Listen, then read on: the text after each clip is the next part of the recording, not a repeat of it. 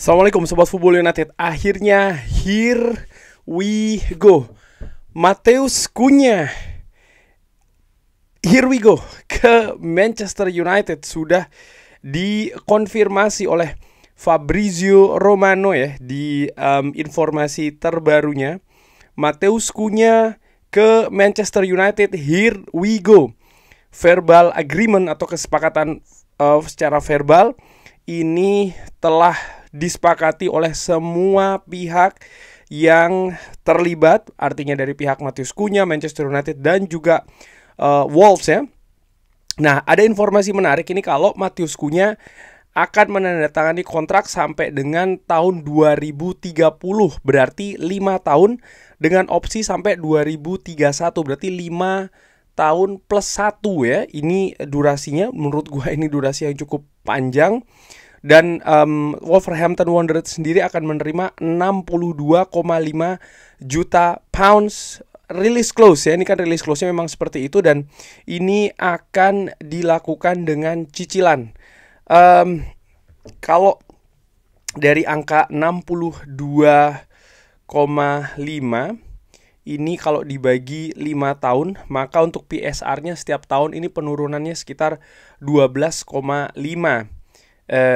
Ya ini menurut gue kalau tentu saja ini angka yang cukup tinggi, tapi kalau memang dianalisa dari aspek finansial misalnya dengan pembayaran cicilan, lalu juga situasi teknis ya memang, dan ini menurut gue juga yang paling penting bahwa memang dengan datangnya Mateus Cunha ini maka lini serang utamanya dari Manchester United ini bisa diperbaiki. Ya gue beranggapan bahwa ini merupakan investasi yang bagus, paling tidak sampai dengan ini ini harus dibuktikan, dan tentu saja mulai dari tahun depan.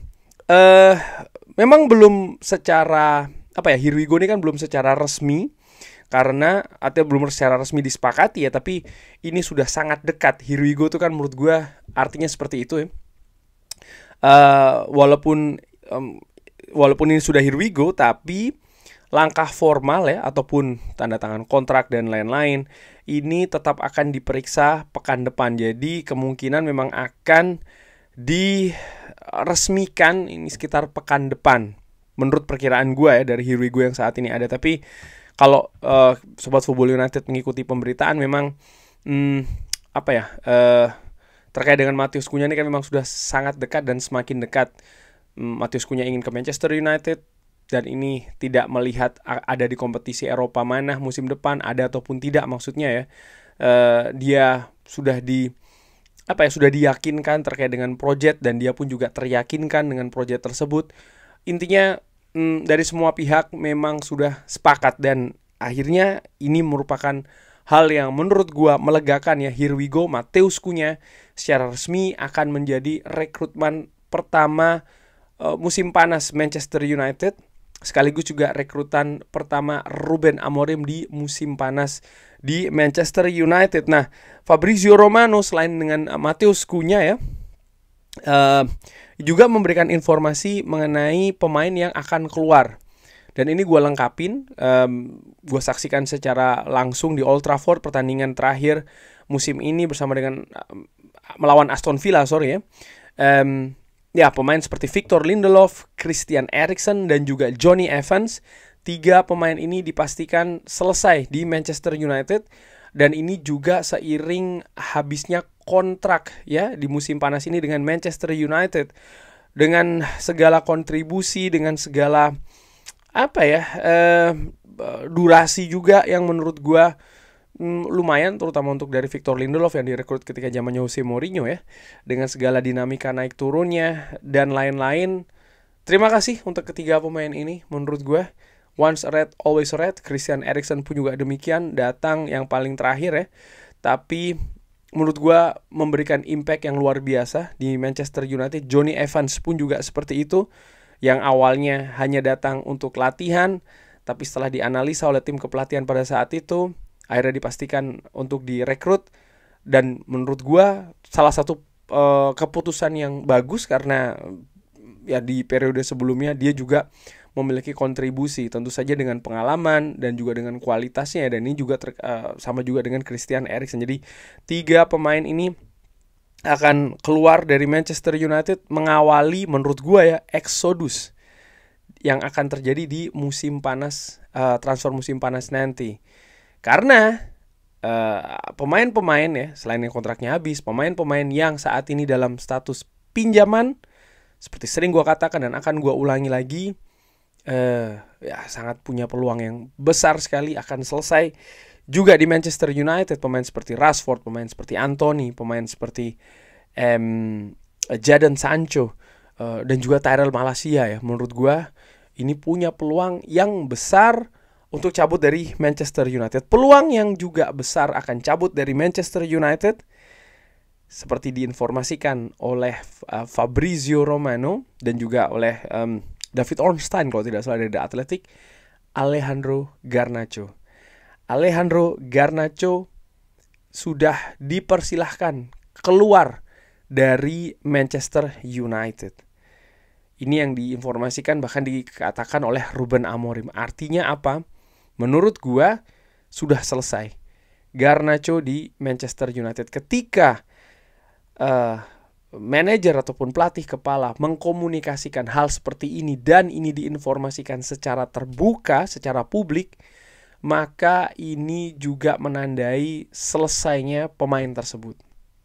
Kita tahu misalnya seperti kayak Marcus Rashford ya, tahun lalu juga seperti itu kan ya, walaupun oke, saat ini dengan status pinjaman dulu, tapi keadaan dengan Garnacho menurut gue dari melihat proses komunikasinya ya, ini sesuatu hal yang apa ya, menurut gue yang sangat terbuka sekali gitu loh. Dan ini sebenarnya memiliki apa ya, memiliki pertanda yang tidak bagus dengan cara seperti ini. Tidak bagus dalam arti seperti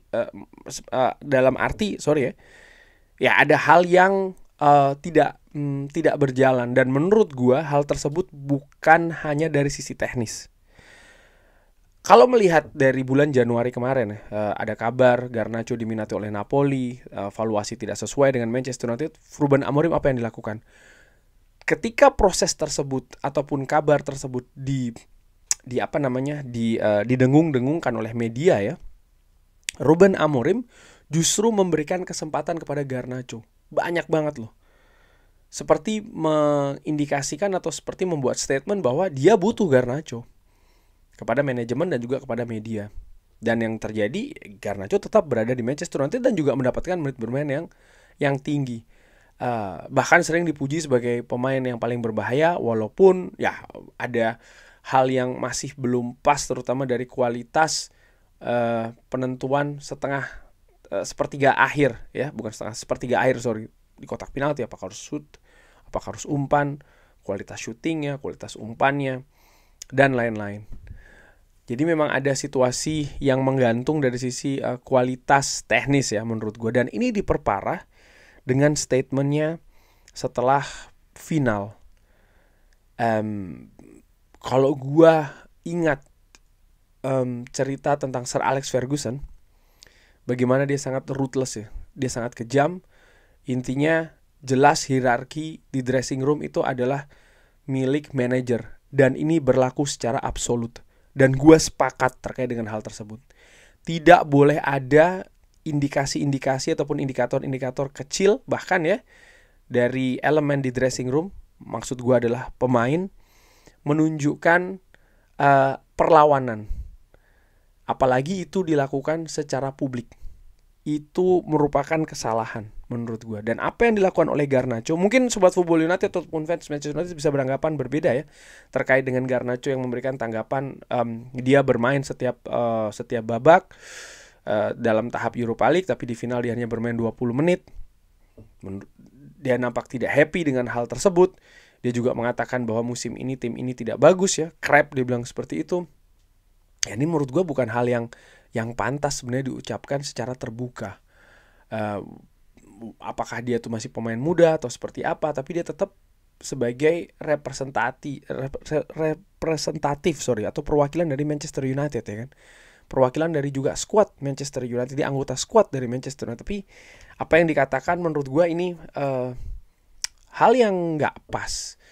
Dan Ruben Amorim nampaknya kalau menurut gue melihat bahwa ini ada indikasi melawan otoritas sang pelatih kepala di dressing room. Termasuk juga ini hal yang berbau tidak disiplin menurut gue. Tidak disiplin dalam bertindak. Ini tidak bisa dibiarkan. Dan gue sepakat. Jadi ada hal kombinasi antara attitude, karakter ya, dengan apa yang dilakukan, yang dikatakan, maksud gue juga dengan situasi teknis di atas lapangan. Sehingga selesai dia di Manchester United. Sekarang pertanyaannya akan selesai seperti apa? Manchester United tentu saja itu juga tidak bisa sembarangan. Oke, yang penting dia selesai, dia keluar saja dari Manchester United. Tidak. Manchester United pastinya ingin mendapatkan valuasi yang tertinggi. Kemarin angka dari Napoli sekitar berapa, 50-55 tidak masuk ya kan di Manchester United. Apakah saat ini akan dijual dengan angka seperti apa? Dan apakah ada klub yang mau untuk membeli Garnacho, mentransfer di Garnacho? Kalau tidak ada, pastinya ada opsi-opsi lain, misalnya peminjaman dan lain-lain. Jadi ini hal yang menurut Fabrizio Romano menarik untuk diamati pekan-pekan mendatang. Dan menurut gua, apakah itu 55, apakah 50 atau 60, bagi 50 juta maksud gue, apapun itu, Manchester United akan menerima keuntungan 100%. Dan situasi perombakan skuad ini, ya pemasukan dari sisi penjualan pemain ini penting sih, terutama pemain-pemain seperti Garnacho yang bisa mendatangkan keuntungan 100%. Dari situ ya gue tambahkan sih ada faktor finansial juga. Jadi ada 3 faktor ya kenapa kok akhirnya Garnacho ini selesai di Manchester United. Dan ya untuk pemain ini bukan hal yang bagus lah menurut gue yang terjadi dengan Garnacho. Dan kabar terakhir sebelum gue sudahi ini juga Andre Onana. Jadi di pertandingan terakhir Andre Onana ini tidak terlibat di skuad Manchester United, baik itu skuad yang bermain ataupun skuad pemain cadangan. Dan ini menimbulkan spekulasi apakah Andre Onana akan selesai juga di Manchester United. Fabrizio Romano mengatakan kemungkinan itu tetap ada, hanya saja ya harus ada klub yang menebus harga dari Andre Onana. Manchester United tidak ingin melepas Andre Onana di bawah angka PSR. Dan sering gue sebutkan di channel ini angka PSR sekitar 30 jutaan ya. Dan sekarang tinggal menunggu nih, apakah ada klub yang akan menebus Andre Onana dengan angka 30 jutaan. Fabrizio Romano mengatakan ada minat dari klub Saudi, walaupun belum konkret. Dan situasi seperti ini mungkin hampir sama dengan situasi Casemiro, di mana periode sebelumnya juga disebutkan ada minat dari Saudi, tapi tidak pernah ada tawaran yang konkret atau minat yang konkret katakanlah dari klub Saudi. Jadi keadaan dari Andre Onana ini masih sangat terbuka. Manchester United sendiri disebutkan oleh Fabrizio Romano sudah memiliki daftar penjaga gawang yang bisa jadi akan didatangkan untuk menggantikan Andre Onana. Tapi syarat pertama ya jelas Andre Onana harus cabut dulu dari Manchester United dengan valuasi yang tidak sembarangan. Nah ini juga penting, karena kalau valuasinya sembarangan justru akan kerugian, dan ini akan menambah masalah di Manchester United dari sisi finansial.